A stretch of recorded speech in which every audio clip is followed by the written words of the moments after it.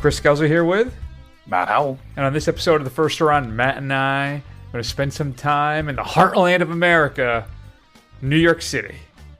We're going to really embrace the art scene, Matt, and be kind of introduced to things by our dear friend Radha Blank in her film, The 40-Year-Old Version. Then it's off to sunny Brazil and a brand new adaptation of potentially maybe the world's most dangerous game.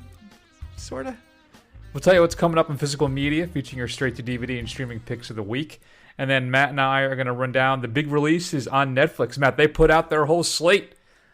So you can see what's coming up in 2021. There's going to be, 70-something films, I think. A new movie at least every week. And we're going to tell you about each and every... No, we're going to basically share, I think, the 5 we're most looking forward to. But let's start everything off with a clip from The 40-Year-Old Version. Hi, you reached Archie Choi. Do the thing. Ciao. Where the fuck are you, Archie? I'm either gonna kill or fuck one of these damn kids. Archie, where's my regional production? Like, what do I gotta do? Write a slave musical, an all-white play? Like, who do I have to blow around here? Elaine. Hey, Avery. What? Elaine probably would have chilled if you just complimented her stupid poem. You're right. Oh, why you drinking that diet shit? I prefer my women thick. Thanks. No. Avery, that's not appropriate. I'm your teacher. Turn 20 in 2 weeks. I bet you do. All over. Help me, please, help me. Man, Matt, we're spicy right out of the gate this week. All right, so why don't you tell the fine folks at home, what is the 40-Year-Old Version all about? So Radha Blank, I think, plays a version of herself where she at one time was named one of the 30 under 30 to watch as a playwright at New York Arts Magazine. Since then, she's now pushing 40. She is teaching high school students on the side. Her play is not being produced, and she's in a bit of a midlife and artistic crisis to figure out what happens next as she approaches, into the middle part of her life. Matt, so let me ask you, self-indulgent fiasco, or is a new star been born? That's a good question. I think it's a little bit of A, a little bit of B. There are parts of this I really enjoyed. I'll go ahead and say this. I mean, this film is not really for me. Other than the middle-aged part, I could kind of relate to the middle-aged part of it. But as far as, struggling artist part, not so much. Obviously, Black woman part, not so much. Living in New York part, not so much. So this is a very particular slice of life. Some of the things I could relate to, and some of the jokes were obviously very funny, but at times, I don't know. Like, I couldn't get behind some of the stuff that Blank was trying to say.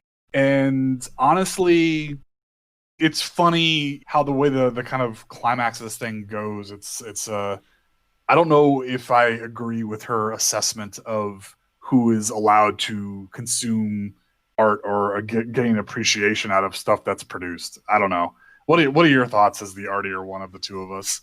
Well, I think it's interesting that clearly then you must have conquered all of your dreams to not be able to identify in that capacity with Ms. Blank. No, I can, but I can't. I mean, I had maybe aspirations when I was younger, but it's not at the same time like I made my choices and I'm okay with it. Whereas, she seems to be that she thought she was on some kind of path to stardom, that she should be more important than she is. And that's the part that she's having a problem with. Not just producing, because I mean, what I feel is disingenuous is even as somebody who, produces things on the side as a hobby, what's really pointed out here is that she's not making anything. So it's her own fault, yet she's trying to kind of put this blame on those around her, society as a whole, something else. Whereas it's very clear that she's not writing. So that's nobody's fault but hers. So I don't know. Isn't she trying to put together a play? She's trying to do that, but he wants... But the play already exists. I mean, from the way I gathered it, Harlem Ave is the play that she was nominated for. The reason that she won her award. It's like she wrote one play and then never did anything else. I know she just was stuck kind of off Broadway and almost a little. Yeah. So it's But not. I get the idea that what she was doing off Broadway was the same play that she's trying to push. So she's been kind of coasting on the laurels of this one play, and she has a problem that she's not more well recognized than she is. She's not putting in the work. That's part of what I'm problem with this thing. I did not get that experience from this at all. I found more that she is trying, she's pushing to get this done. She's still writing, but she's stuck a bit. That's absolutely true as she's approaching 40 and facing the possibility of career failure and wondering what's next in her life. And I found this thing to be absolutely wonderful, Matt. Maybe it is because I am the failed artist myself, and I found myself, I saw myself in Radha Blank's character, especially kind of the spunky black woman part of it. No, clearly not. But there is still a lot to identify with, I think, here, universally. I think the film itself is very funny. I think it's very smart. It was like spit take funny for me at times, maybe a little cliched and rickety and others. But for the most part, I had a lot of fun with this. It's an endearing, kind of captivating story, I think, driven by Blank's honest and at times laugh out loud performance.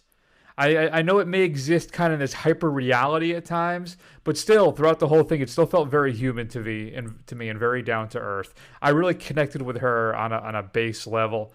I mean, I love how they treat a lot of the stuff in here too, with like the death of her mother and the impact it had on her inability to face it, how she keeps putting her brother off because they have to go to her apartment and take care of her possessions. Right? I mean, there's just a lot of great little things in here. She elected to shoot this film in black and white, which gives us a conclusion that I think really helps, right? When we shift to color right at the end, when she kind of accepts and understands her own personal limitations and expectations and starts the next chapter of her life. I really appreciated that. I thought it was really well done. For me, Matt, I think a star is born here. I think Radha Blank may be a presence going forward. I'm really interested in see what she does next. And I was really impressed with her with this. She wrote, directed, and starred in this thing. I'd never heard of her before. And let me put it this way. Mrs. First Run really liked this. And she is very particular when it comes to stuff that she watches and enjoys. So I don't know. I really enjoyed this thing. I don't know. I mean, I just didn't get as much out of this. I really didn't. I just have very little tolerance, especially as weird as this says to be talking about a film who's somebody who's turning 40.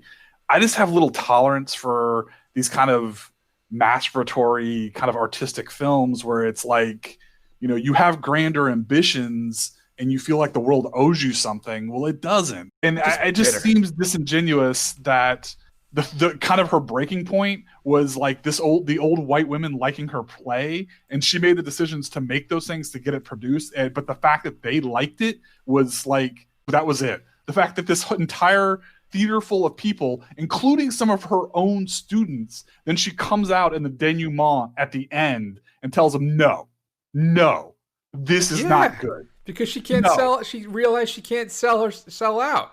In the end, she did, and she saw her artistic vision and her work basically circling the drain, and it was her integrity that she's trying to capture again. I appreciate that it's not the play that she wanted to tell, and that she did make compromises to sell out. The thing is that those compromises are still stuff that she wrote, and people still enjoyed it. People still found something of value in it. But just because she didn't say, like, it wasn't exactly what she wanted, and I appreciate that. The fact that people still liked it, where she's come out and said, no, you shouldn't like this, that's more what I had the problem with. It's like some old punk rocker coming out and saying nothing after 1972 is worth listening to. And like, you're an idiot for liking it.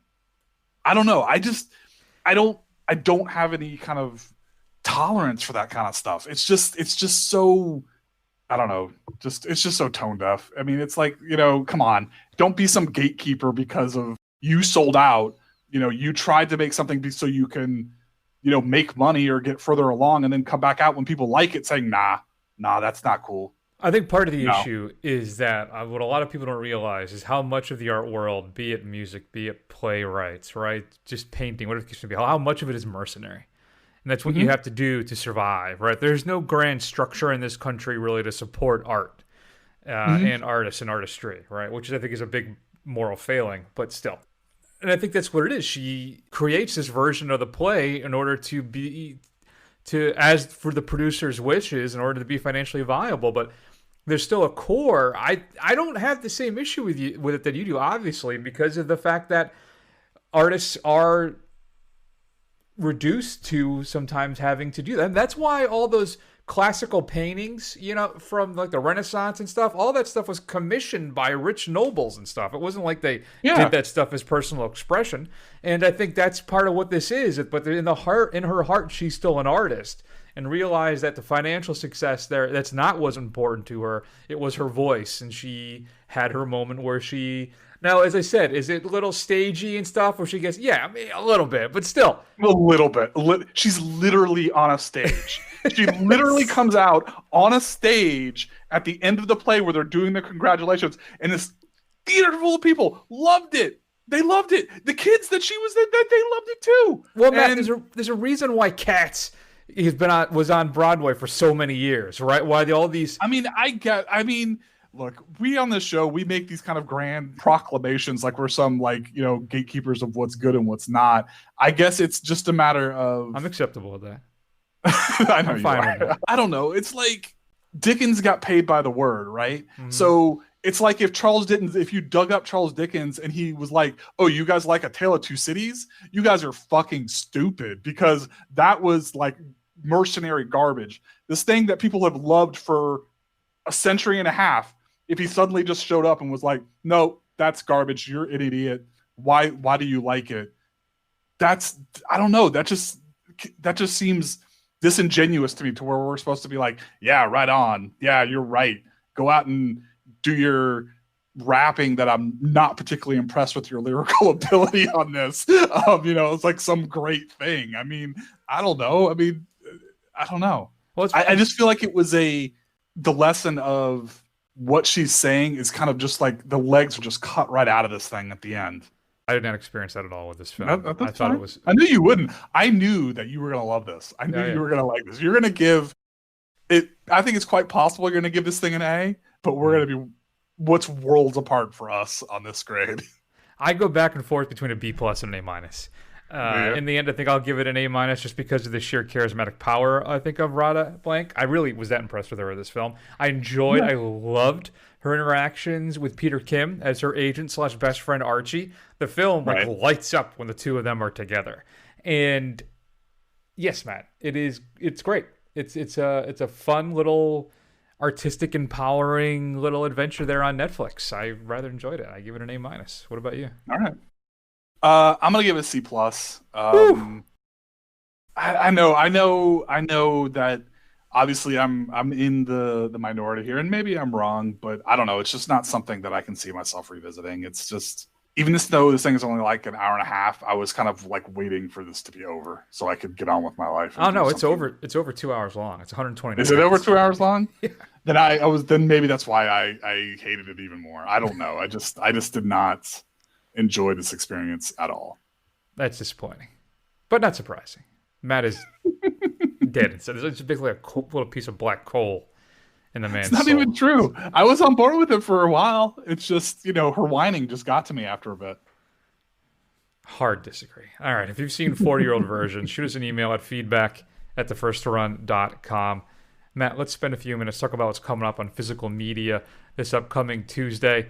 Some interesting stuff. I'm more excited, though, about some of the 4K action coming out.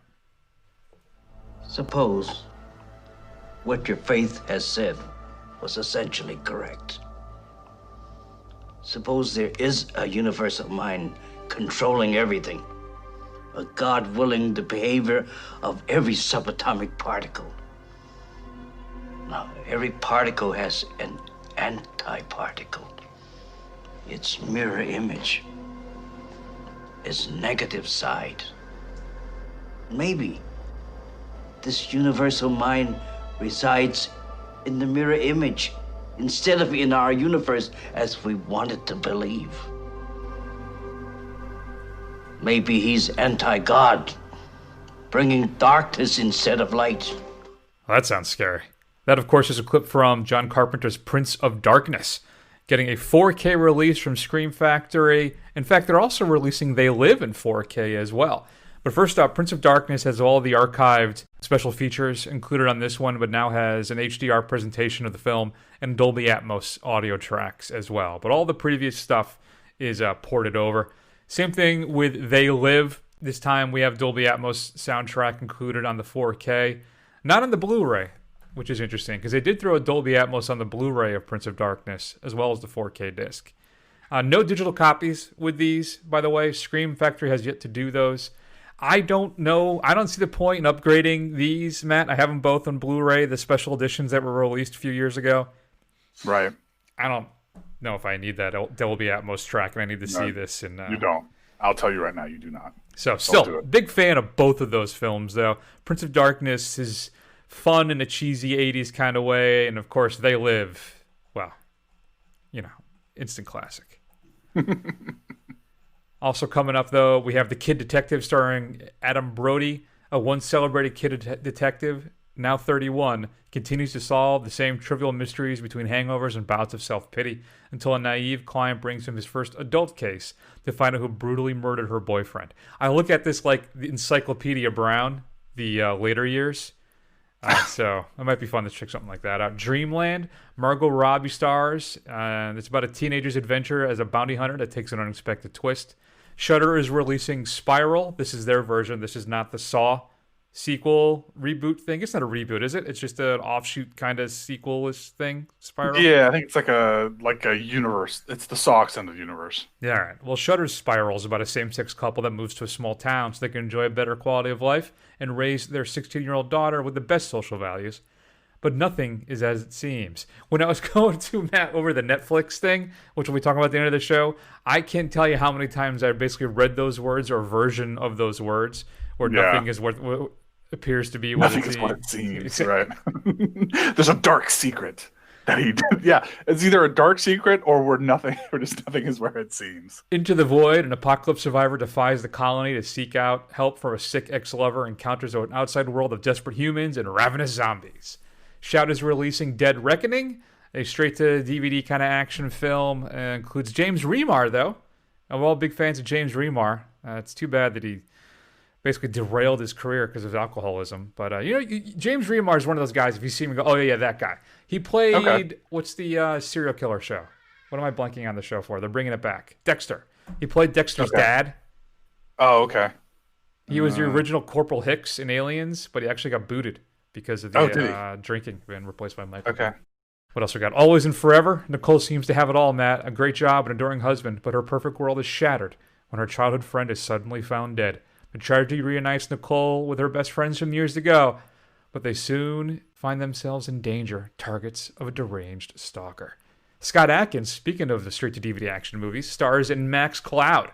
When video game enthusiast Sarah is transported into her favorite game, she finds herself of an intergalactic prison. I don't think that's the way that's supposed to read. Keep in mind, folks, I just copy and paste these things. So any errors are the studio's release. So she's in this intergalactic prison, home to the most dangerous villains in the galaxy, Matt. The only way to escape the game is to complete it, teaming up with space hero Max Cloud. There's your Scott Adkins. Sarah battles a terrifying planet while her best friend Cowboy controls the game from her bedroom in Brooklyn. Sit down, plug in, and get ready for a sci-fi adventure like no other. Or watch Tron. Criterion is releasing Rolling Thunder Review, a Bob Dylan story by Martin Scorsese. This is a documentary about those legendary concerts when Dylan would go around kind of the smaller venues and do these just legendary shows. A brand new 4K restoration of that. New interviews with Scorsese and more. Restored footage from never-before-seen performances. And more is included with that. Arrow is giving us Park Chan-wook's JSA, Joint Security Area. I've never seen this, man. I'd really like to. In the DMZ separating North and South Korea, 2 North Korean soldiers have been killed, supposedly by 1 South Korean soldier. But the 11 bullets found in the bodies, together with the 5 remaining bullets in the Assassin's magazine clip, amount to 16 bullets, Matt, for a gun that only holds 15 bullets. Includes a brand new high-definition transfer, the original lossless Korean 5.1 audio, new audio commentary, isolated music, new recorded interview with Asian cinema expert Jasper Sharp, 2 archival featurettes on the making of the film, and more. AGFA is releasing The Curious Dr. Hump by Frank Henenlotter. This movie is about a doctor who kidnaps couples who are having sex. He takes them to his mansion where they are kept as prisoners. He injects his subjects with a substance to enhance their sexual prowess. The curious doctor then forces the abducted people to have sex. While they're making love, he drains fluids from them. He needs this mat to prevent himself from being transformed into a monster. He gets his instructions from a talking brain, and that's basically it. Commentary by Henenlotter. New 2K restoration. 2K restoration of the original cut as well from a 35 millimeter grain lab print, and more. Full Moon Features is releasing the Klaus Kinski film The Hand That Feeds the Dead. Unearthed Films is giving us a Serbian film, uncut and uncensored in Blu-ray, domestically, I believe, for the first time. Commentaries, Q&As, and just a film that I will never watch. I've heard and learned so much about that thing, Matt. I do not need to input that information into my brain. Yeah. Uncut, huh? Uncensored and uncut. I can only imagine. And then your straight to DVD pick of the week, Matt. I'm going to go with Kitty Mamas. A disgraced fertility doctor runs a clinical trial in which 4 women give birth to kittens. Sounds like a horror movie, right? Nope. But the only way really to find out is to pay for it, Matt, at the low, low price of $45. So Wow. what should we be streaming this week? I'm finally getting on top of this this hype train here. I'm going to recommend a Netflix series, Cobra Kai, which is the continuing adventures of Johnny Lawrence and Daniel LaRusso Oh, yes. as they continue their rivalry well into their 50s. It's just a nice blast of 80s ridiculousness. The soundtrack is pretty awesome. Callbacks from the original film, awesome cuts, flashbacks, and terrible karate. So it's got everything you can want. So it's a lot of fun. I think about a third of the way into the second season so far, and I'm really enjoying myself. Yeah, I think the first season's okay. I think the second season's a lot better. We are here in the household are preparing ourselves for season 3 because Mrs. First Run did not like how that last season ended. She think it was too violent, and then especially with the guy who got his back. Well, don't tell me. I haven't seen it yet. Right. I'm sorry. Yeah. That's right. I forgot. I don't want to spoil it for you. So, yeah. What else? We actually started up Schitt's Creek finally, and are really enjoying that. We're just started the 4th season. And then I have started watching The Stand, the CBS All Access adaptation. I've seen 2 episodes so far. Yeah. Not good. Yeah, I watched the first episode, and I did not like the way they structured that at all. I haven't gone and looked at any of the other ones since. Yeah, I don't know. We'll see. I'll stick with it because it's only, 9 episodes, and I'll just kind of stick them in there. But so far, I am unimpressed. I don't know why it's so hard to adapt his work. I don't know if you just got to what Kubrick does and just toss a bunch of it and just make your own thing. I'm not sure. But, fair enough. Yeah, well, The Stand, spoiler alert for a 50-year-old novel, 40-year-old novel, whatever. But at the end, the literal hand of God comes out of the clouds, like a giant glowing hand. So King is not really that good a writer in a lot of ways. So I think that's why it's so hard to adapt his work, because a lot of it's not great. Well, that's what I understand. That's the knock on him, right? Is he does not know how to end his books, right? He's great at endings are telling generally the story, not good. creating characters, and really delivering the thrills, but his endings are always bad. Yeah. I reread Salem's Lot probably a few months ago, and I hadn't read that since I was in 6th grade. And it's got some parts in it that are that are really genuinely scary. Like, there's some good sequences in that book, but it just kind of ends, it just kind of all of a sudden it's like, okay, I've run out of story, so I'm just going to stop talking about this now. And it's just got some ridiculous parts too. There's a man that refers to women's breasts as jehubis, which I've never seen before or since.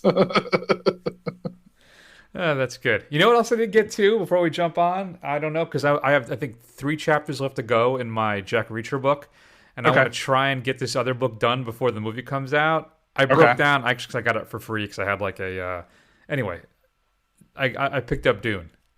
Oh, did you?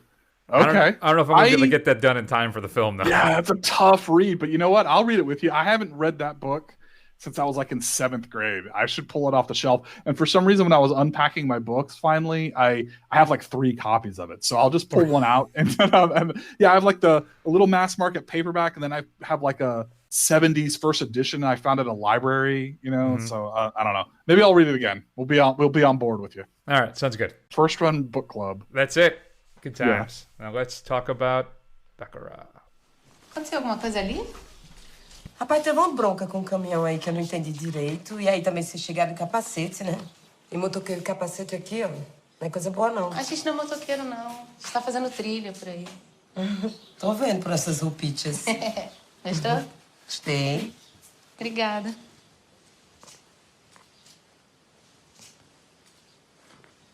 Tem cerveja? Tem cerveja, tem cachaça. Ah, não, uma cerveja, por favor. Pega a cerveja pra moça. Tem algum gás? Tem. Aquilo lá é o quê?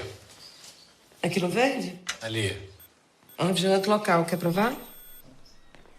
Não. Quem nasce em Bacurau é o quê? É gente. That's right, Matt. They're people. In that particular scene, there are some new just people biking through the countryside that stumble across our village, just checking stuff out. They walk into the local general store, ask a couple questions, about the people on the land, and they move on their way. So Bacarau, Matt, is a Brazilian film. It's Portuguese for nightjar, in case you were wondering. According to Wikipedia, so who knows if that's accurate. But it's set in this fictitious village in Brazil. And what happens is there's some weird things that start to happen, right? So we spend a lot of time with the villagers. We get introduced to some characters. It opens up with the death of kind of the matriarch of the village. We're introduced to her granddaughter, who is a doctor in some capacity, or at least she's there, and brings some medicine to the village. We spend a lot of time meeting the different people here. We have a mysterious gentleman who may or may not have been some type of like elite, badass hitman, assassin, army guy. But then certain things start to happen. Maybe there's a flying saucer. The city village just disappears from all the maps online. Something strange is afoot. There's a dark secret, Matt, as they say. There's something else happening here. And listen, whenever Udo Kier shows up, my first thought is, A, oh crap, I thought he died. Good for him. And then B, something horrible is going to happen. So, Bacarau, Matt, this won the Grand Jury Prize at Cannes. So I've been hearing lots of great things. I believe it's going to be submitted for Brazil's Oscars for the best international film. So what are your thoughts, though, on Bacarau? Do we have some just crazy genre-bending, imperialism, Western, action, drama, mystery thing? Or is this too much of a big mess? It's not too much of a big mess at all. I quite enjoyed this. I think I appreciated by the fact that, instead of kind of jumping right into the action, they take their time kind of building the groundwork of the village and the people there and what it's like. They slowly start to introduce these elements of that there's that not everything is as it seems. I think they did an excellent job with this kind of slow build and kind of giving you motivations even into the people with a dark secret. There's all kinds of stuff that they kind of lay out there for you that I really appreciate. I had a lot of fun with this. No, I agree. It's a genre-bending film, man. It really just kind of sucks you in, right? We have this small village. We're dealing with the grief of the loss of this woman. There's the politics that we're talking about here, the poverty, war. There's mysticism. But I think what's so incredible about that is not just its anti-imperialism statement, right? But this could be viewed as a direct rebuke to the current state of Brazilian politics.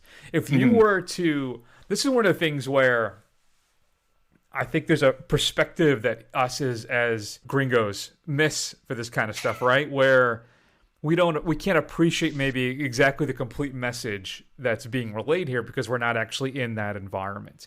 But you look at Bolsonaro and the politics going on in Brazil, I think this is an exceptionally daring film, really, after watching this thing. And as you said, it does a great job of slowly bringing us in, right? We're kind of sink into this town with this village with these people and in its atmosphere. We spend a lot of time there. We get introduced to all of them. We get their everyday lives established. And as you said, little pieces are revealed here and there, little things subtly kind of shown to us that, as you said, something is up with this village, right? And then let's talk about Udo Kier.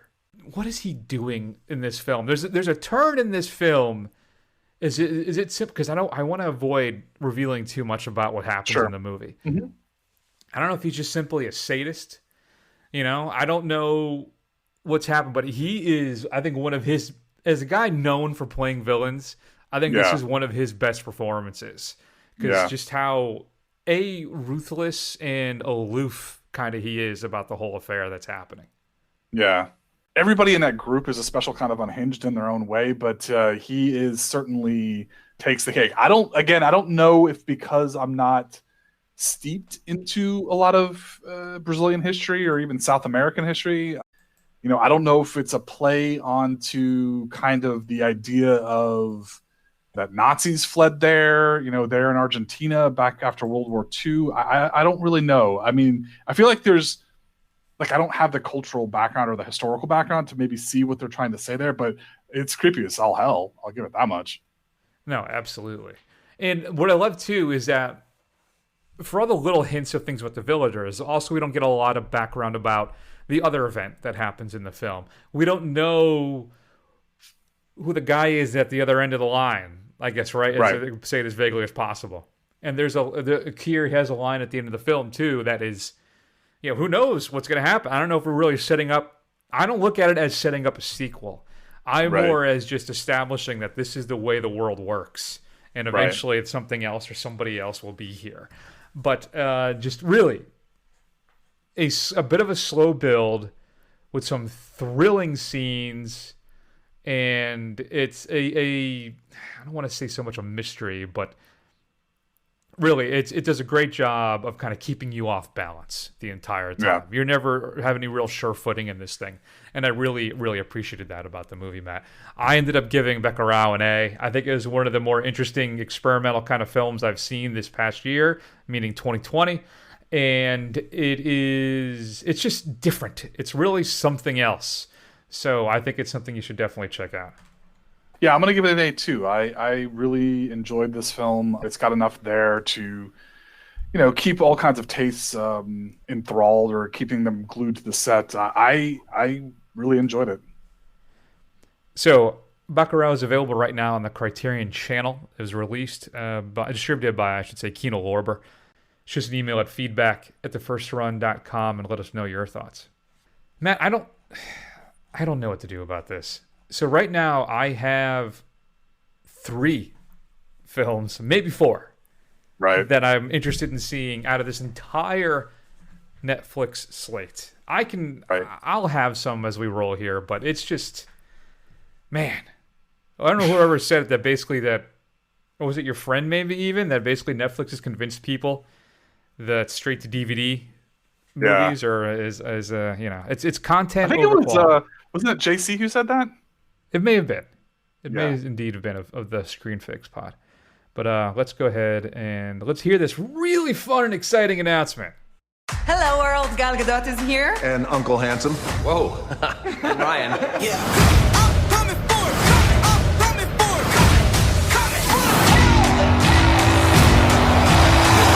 What I love about movies is that they can make you feel every emotion. And show you something you've never seen before. I love showing people what a superhero can look like. I like making any movie where I get to throw stuff. I love that I'm finally directing my first movie. I love that I'm finally directing my first movie. Jinx, you owe me a Coke. Oh my God, Halle Berry owes me a Coke. Wow, Gal Gadot and The Rock and Ryan Reynolds really sound excited about this. This is going to be a lot of fun, Matt. Oh boy, I'm really looking forward to Netflix's slate of films coming up this year. So yeah, Matt, I guess you can start things off. What's the 5th film? I don't really have an order with these, I guess, really even. Yeah. Too, so Yeah, I didn't either. So there's not a whole lot to go on a lot of this. So I will either I base it off of either like directors or what little I could dig up, or even who was playing in them. So my number 5 is, I think, going to be The Woman in the Window, a kind of Rear Window ripoff, it looks like. But it does star Amy Adams, who is usually very good in her films. But essentially, it's about a woman who has agoraphobia, is afraid to go out, sees something in her neighborhood or with one of her neighbors while she is spying out the back window. And of course, that leads to she discovers a dark secret that that imperils her life in some way or shape or form. Yep, that's on my list too, so I'll just talk about it now as well. Sure. It supposedly had some generally good reviews in the festival circuit. Supposedly have a great performance by Amy Adams. I'm always on board for a Rear Window adaptation. So, yeah, that one looks interesting enough for me. So we'll definitely be hitting that one up. Go ahead. What do you got next? All right. So my number 4 is Munich. It is not to be confused with the Eric Bana, Steven Spielberg vehicle. Yep. But this is about, I think it's pre-World War II. Nazi Germany is on the rise. Chamberlain, who, if you know your history, is the British Prime Minister, who is trying to avoid war in Europe at all costs. So he sends his negotiator, ambassador, played by Jeremy Irons, to go negotiate with the German ambassador, who is, I guess, their old friends. And it's really supposed to be kind of this tense political potboiler kind of thing leading up to, war in Europe. There you go. Yeah, that was one of the honorable mentions for me. It was basically like my number 6, I think. Okay. So, but no, that's... Yeah, I mean, I'm a middle-aged white guy. Anything involving World War II and Nazis is... It does sound very Dad Tamany, doesn't it? It certainly does. My number 4-ish, I guess, is Don't Look Up, Adam McKay's latest film. This one features Leonardo DiCaprio, J-Law, Jonah Hill, Tyler Perry, Timothy Chalamet, Ron Perlman, which was basically the deal. That's what locked it in for me, was when I saw Perlman's name on that. Kate Blanchett and Meryl Streep. Also, Kid Cudi, Melanie Linsky, and more. But it basically is a story of 2 low-level astronomers who must go on a giant media tour to warn mankind of an approaching comet that will destroy planet Earth. So, I guess that's one of the ones at the end where the plane is emptying, right, and Leo walks out with J-Law. And I guess somebody tweeted out online, which I found really funny, is that there's no way they're going to buy Leonardo DiCaprio as like a scientist astronomer. His face eternally looks like he does not understand math. Which is, if you look, it's true. I see that entirely. So we'll see what happens. But yep. So I guess Don't Look Up. Yeah. So that was my number. That was on my list as well. So I'll bring it down a little bit. So Don't Look Up. I mean, just based off of the principles, Adam McKay, I'm usually on board with his films, and I'm always down for a good grim apocalyptic film where there's no hope of saving the world, except until they call up Ben Affleck and Bruce Willis and Steve Buscemi to go take care of it for him. That's right. Don't want to close my eyes, Matt. What about The Harder They Fall? That's on my list as well. That is Jemez Samuel's film featuring Jonathan Majors, Lakeith Stanfield, Delroy Lindo, Idris Elba, Regina King. And this Western outlaw, Nat Love, played by Majors, discovers that his enemy, Rufus Black, as your Idris Elba, is being released from prison. So he reunites with his gang to track down Rufus and get his revenge. Mm-hmm. This is the Western by Regina King? Nope, I don't. She's in this, but she did not write or direct it. Oh, okay. I'm interested to see that. If it's the one I'm thinking of, I'm always down for a good Western. So yeah, I think it'll be something to check out, but it did not make my list. Fair enough. So my number 2 then, or my next one, is Stowaway, the lone sci-fi or explicitly sci-fi film on this list, starring Anna Kendrick, Toni Collette. Is it dirty? You said explicit. Well, it's the only one designated as a sci-fi film in the genre list in the press release that I got. So on a mission headed to Mars, an unattended stowaway accidentally causes severe damage to the spaceship's life support systems. Facing dwindling resources and a potentially grim outcome, a medical researcher emerges as the only dissenting voice against the clinical logic of both her commander and the ship's biologist. Yeah, so I mean, Anna Kendrick, she's usually pretty good, but I think really what sealed it for me was it's sci-fi and Toni Collette's in it, which is always a good time. So I'm interested to check out, see what they can do. Yeah, no, that's just outside my top 5 as well. That does sound interesting enough. My number 2, I guess, is O2, which I believe is the Oxygen. Is what we're talking about here. That is the Oxygen. Yeah, Alexander Asia's film. Now, you could call me an Asia apologist. I think I've been a big fan of most of his work. He was part of the French New Wave of horror. He did High Tension, a film that is really disturbing, that doesn't really make any sense whatsoever. But and I don't know if I care for Mirrors as much, but his re-envisioning of The Hills Have Eyes is really good and really disturbing and scary. So him tackling this is Melanie Laurent, Matthew Almeric, and Malik Z. This is really just a disturbingly French film. A young woman wakes up in a medical cryo unit. She doesn't remember, Matt, who she is or how she ended up sequestered in a box, no longer than a coffin. As she's running out of oxygen, she must rebuild her memory and find a way out of her nightmare. So whenever Asia does a film, I want to check it out. So here we are, O2. Yeah, it's my last one remaining on the list, O2 as well, basically because of Asia. Once I saw the director, I was like, yeah, I think that fits. I'm gonna be there to watch that one. Was really surprised by the lack of big name directorial talent in this too. Yeah, I mean McKay, but there's some big name stars though. Yeah. Like my final one, which is the opening of this segment, which is Red Notice, with The Rock, Gal Gadot, and Ryan Reynolds. An Interpol issued Red Notice is a global alert to hunt and capture the world's most wanted. But when a daring heist brings together the FBI's top profiler, there you have The Rock, and 2 rival criminals, Gadot and Reynolds, there's no telling what'll happen, but I know it'll be fun. Basically, I envision this, Matt, as like an alternate universe in the shared Fast and Furious universe, where it's just big, crazy, dumb action. And I'm hoping that's what I get. As long as it's fun, and they don't call The Rock, franchise Viagra for nothing, right? So the guy is always entertaining. And he got Ryan Reynolds, probably the most charming man on the planet, though notice you can overdose from it. And, of course, Gal Gadot. So,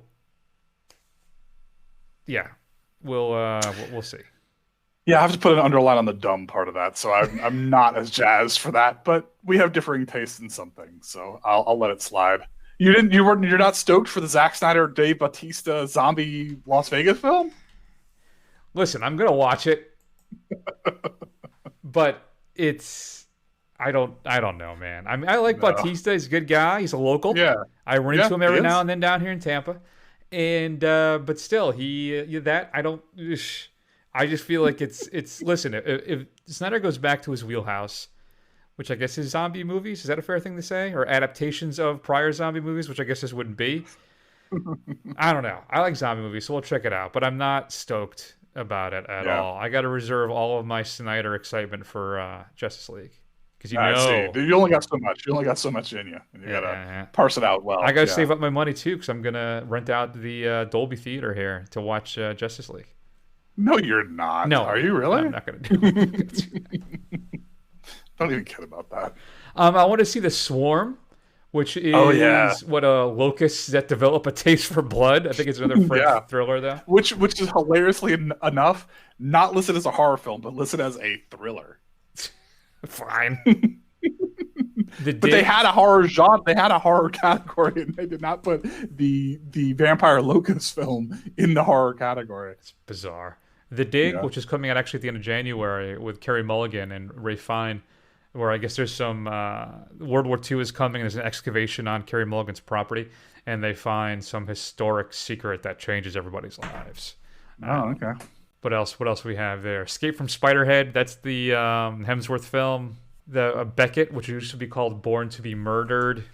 It's all just kind of, fine, borderline entertaining stuff. Yeah, I mean, I can see what Netflix is doing. I saw somebody on Twitter say that this is basically what they're trying to replicate is the new movie every week, like you would get in the theaters kind of thing. And and since we're not going to be getting back to the theaters probably until the summer, like I appreciate the effort. So you know what? Thanks for trying, Netflix. And at least I expect at least a third of these will be at least entertaining at the very least. Yeah. Beckett is with John David Washington and Alicia Vikander. No. Which, okay. And then what was the other one, Matt? It's The Power of the Dog. Looked interesting to me. Did you see that one? Of the Dog? Let me pull that one up. Jane Champion wrote and directed this. This is with Benedict Cumberbatch, Kirsten Dunst, Jesse Plemons. I think is really what sealed it for me. But they're wealthy Montana brothers, and they're two sides of one coin. Phil is graceful, brilliant, and cruel, while George is stolid, fastidious, and gentle. Together, they are joint owners of the biggest ranch in Montana. It's a place where the men are still men, and the rapidly modernized 20th century is kept at bay, and where the figure of Bronco Henry, the greatest cowboy Phil ever knew, is revered. When George secretly marries local Little Rose, a shocked and angry Phil wages a sadistic, relentless war to destroy her entirely, using her effeminate son Peter as a pawn. It sounds nasty. So, yeah. What else did I have? I had Awake Night Books. Is that an R.L. Stine series adaptation? I think it is. Oh, or Christopher Pike. Is that what it was called? Is it Christopher Pike? I can't remember which of the two of them. It was. There was an R.L. Stine one. At first, what is it called here? No. Night Books, I think, is the one with Kirsten Ritter, where she plays the witch who captures the young boy, and he has to tell stories to stay alive every night. Yeah, that's. Okay. This is the one. I think Fear Street trilogy is the one that is the R.L. Stine one that's coming out. Yeah, so I think Night Books may be produced by Sam Raimi. Okay. And then there's someone inside your house.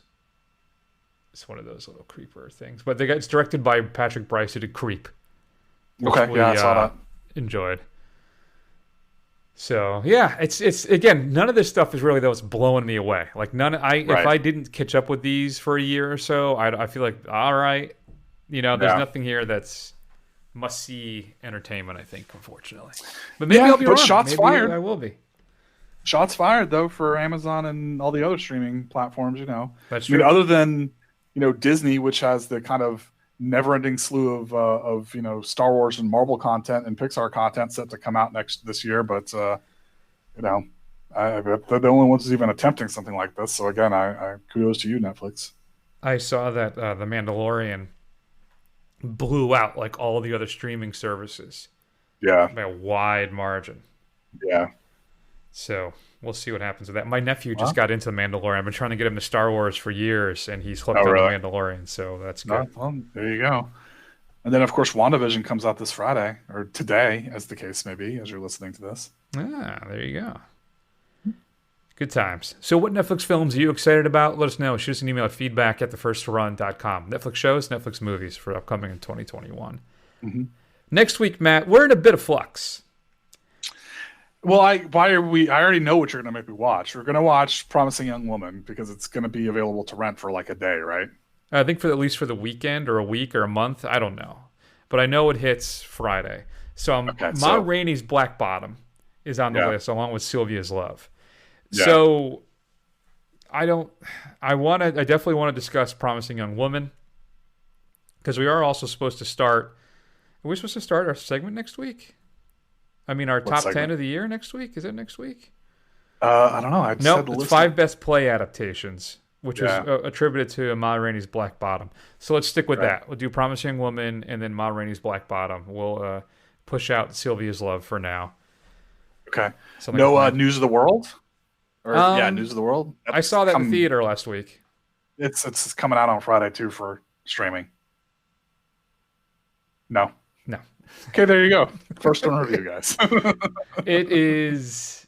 There's nothing to write home about with that. It's Paul Greengrass too, and Tom Hanks. You think it would be really good, but there's a weird lack of. I don't know. I'll pocket that in case we ever talk about it. But out of everything that's coming up, Ma Rainey's Black Bottom, Promising Woman are far superior films and deserve. And there's a lot more to talk about with those than there is the dadtainment that is News of the World. Okay. If it even is that. It must be really dadtainment-y if Chris is saying it's not worth watching. Yeah, it's not. It's not when there's other much more interesting things to discuss. Maybe sounds good to me. Go a little later with it, but yeah, either way. In the meantime, you can find us on Twitter, Instagram, Facebook, YouTube. Do a search for The First Run. Scroll. Eventually you'll find us. Go over to Apple Podcasts and give us a review. It'll help other people find the show, and we'll go ahead and read it on the air. Matt, why don't you go ahead then, my friend? Take care of yourself. Get some rest. It's good to see you as always. Same with everybody else. We'll see you soon. Enjoy your weekends. Take care.